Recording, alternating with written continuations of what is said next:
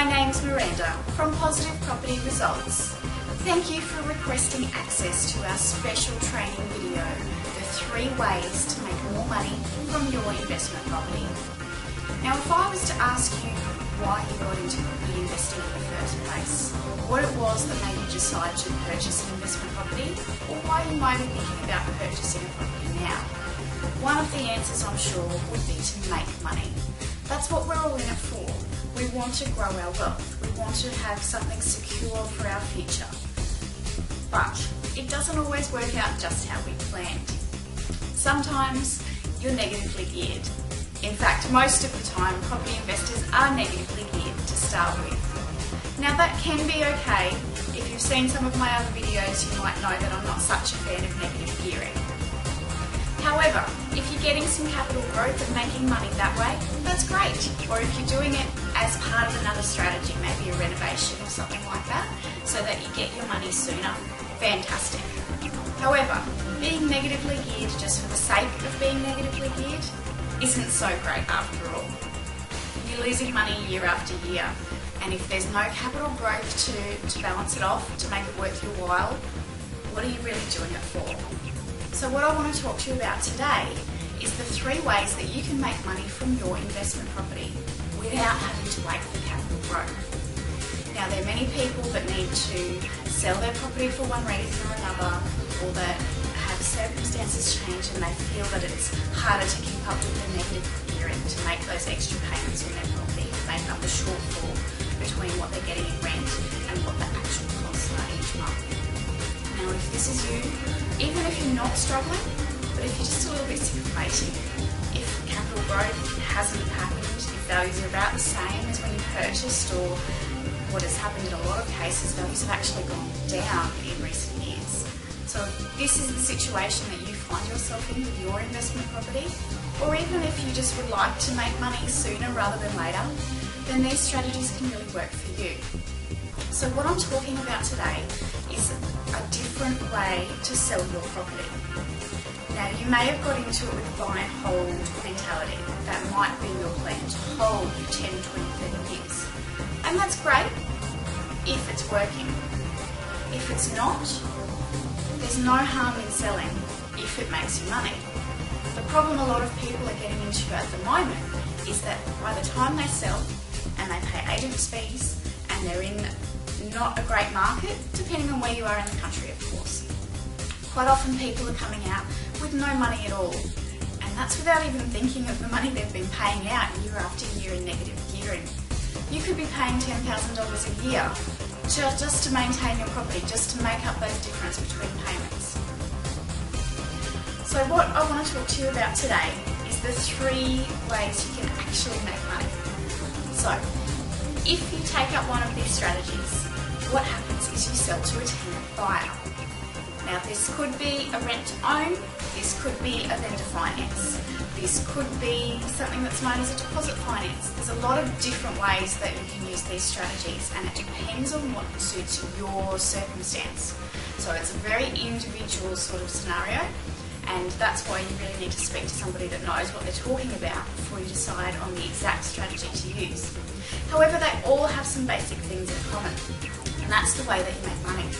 So first up, the first way that you make your money on these properties is when you sell it to a tenant buyer.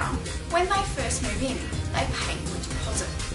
Now, depending on the strategy you use, this might be a small deposit, $5,000, $10,000, $15,000, or it might be a big deposit. They may actually go out and get a loan, and you might get 80% of the value of your property right now. So there's a lot of scope.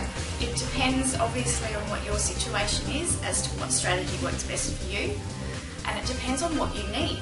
You might not need most of your money now. You might only need $20,000. So you need to sort of work out what you want, and then we can work out what's going to work best for you. But no matter what, you get some money now, you get some upfront money when they move in, and that is yours to spend now. It doesn't have to sit there.